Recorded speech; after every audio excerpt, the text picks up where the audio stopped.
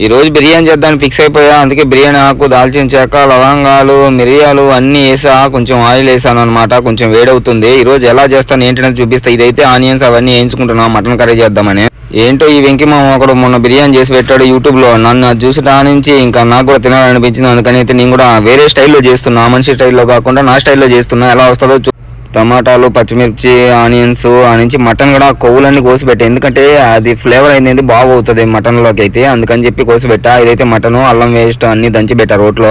Onions, టమాటా, అల్లం paste అన్ని వేసేసాను. చూడండి ఎలాగైంది. ఇదైతే మటన్ కర్రీ అయితే ఒక పక్క చేస్తున్నా. అంటే టైం ఉండదు కదా, మళ్ళీ ఏదైనా డ్యూటీ ఉన్నదని ఫోన్ చేశానంటే పరిగెత్తుకుంటూ వెళ్ళాలి. అందుకే రెండు ఒకేసారి చేసేయాలి. ఒకటి బాగా వస్తుంది, ఒకటి బాగా కాదు. ఇంకా రైస్ కూడా వేసేసా ఇందులో. చూడండి ఎలా అయిందో, మసాలా ఎలా వచ్చిందో. వీటికి రాకముందు నాకు అసలు మామూలు రైస్ చేయడం కూడా చేత కదా. అలాంటిది ఇప్పుడు నేను బిర్యానీ రైస్లు ఏదేదో చేస్తున్నా, పెద్ద పెద్ద ప్రయోగాలు చేస్తున్నా. మటన్ అయితే మంచిగానే అయింది. తర్వాత రైస్ కూడా చాలా బాగా అయింది అనమాట. నేను ఏదో అనుకున్నా, తేడా కొట్టేస్తాదేమో అనుకున్నా, కానీ లేదు, నీట్ గా అయితే మంచిగా అయితే రెడీ అయింది. వాసన స్మెల్ కూడా బాగా వస్తుంది. చూడండి ఎలా అయింది. తీసుకున్నా, తిన్నామని ప్లేట్లో పెట్టుకుంటాను. కోవిడ్ అమ్మ అయితే ఫోన్ చేసేసి కాలేజ్కి వెళ్ళు, అమ్మాయి కాలేజ్ అయిపోయిందంట అంటే తింటున్నా అంటే ఓకే తినేసి వెళ్ళు బిన్నా అని చెప్పింది.